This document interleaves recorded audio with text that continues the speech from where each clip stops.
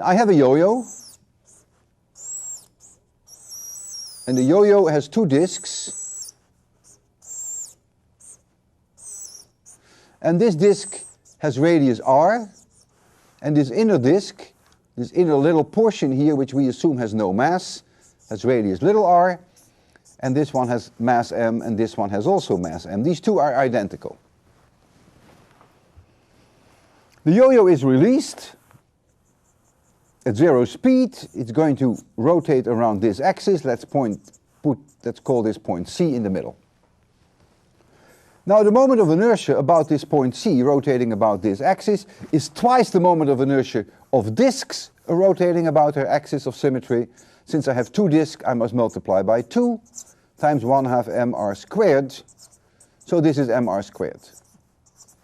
So that's the moment of inertia about that axis. Now I'm looking at this situation from the side. This is this inner core, radius r, and the rope is wrapped around this inner core. And this is the outside radius, capital R. And so the forces, we have here 2 mg, remember, this was mass m and this was mass m, so we have to double that. And here we have the tension T in this rope. Clearly, we have again alpha equals A over R, because we have pure rho, so we can use that wherever we want to. We're going to apply Newton's law. The system is going to be accelerated downward. So 2 mg minus T must be 2 ma. That's equation number 1. And in the torque situation, I will take the torque relative to point C, which is the moment of inertia about point C times alpha. And that equals little r times t. If I take the moment of inertia relative to point C, it is this perpendicular distance little r times t. And that equals the moment of inertia about C, which was mr squared, times A divided by R. So I have already eliminated alpha. This is the second equation. So here we have two equations, and we have two unknowns, and you should be able to solve for both A, and you should be able to solve for T. It's completely identical of what we have done before. There really is no difference, except that the geometry is slightly more complicated. If now you're being asked what the angular velocity is, omega, when y equals h, so you also release this at 0 speed and you let it just unwind, and you want to know what the angular velocity is, or what the center of mass velocity is at y equals h. Now you have a choice out of two. You either use the value for A as I just used in the previous problem and you grind your way all the way through, or what I would advise you to do, which is just a little easier, you use the conservation of energy, and when you use the conservation of energy, you should get exactly the same answer.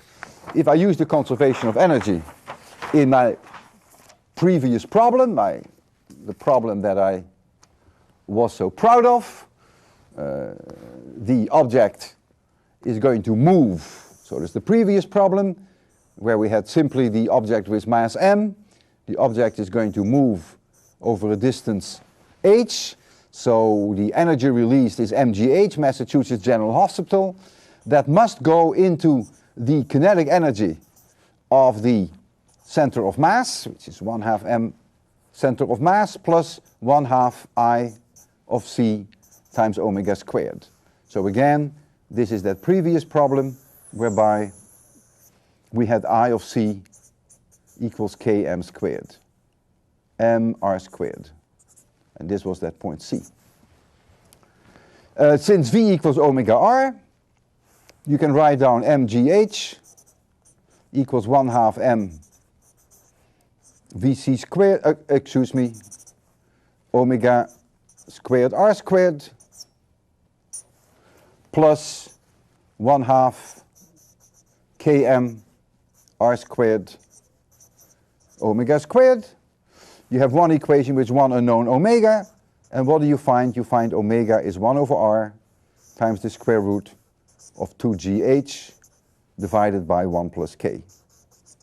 So not to confuse the issue, this is part of what I plan to do in my problem number 1. Notice that I find exactly the same value. There is no difference. This is precisely the value I found for omega. I think it dropped on the floor, but this is precisely the value we found for omega. We used it earlier by calculating A, massaging it all the way through. Here we use the conservation of energy. And I would advise you in the case of this problem that we're dealing with now, which is this problem, what is it, 10 point something? I forget the number. It is 10 point, it's not my day, well, it's the day after, it's 10.10. So if you want to calculate now what omega is at y equals h or y v, center of mass at y equals h, I would recommend you use this technique. Of course, IC is now a little different from what we had here, but the concept is the same. So when you use the conservation of energy, it always goes faster than when you grind you all the way through and you use your A values. That's not so easy.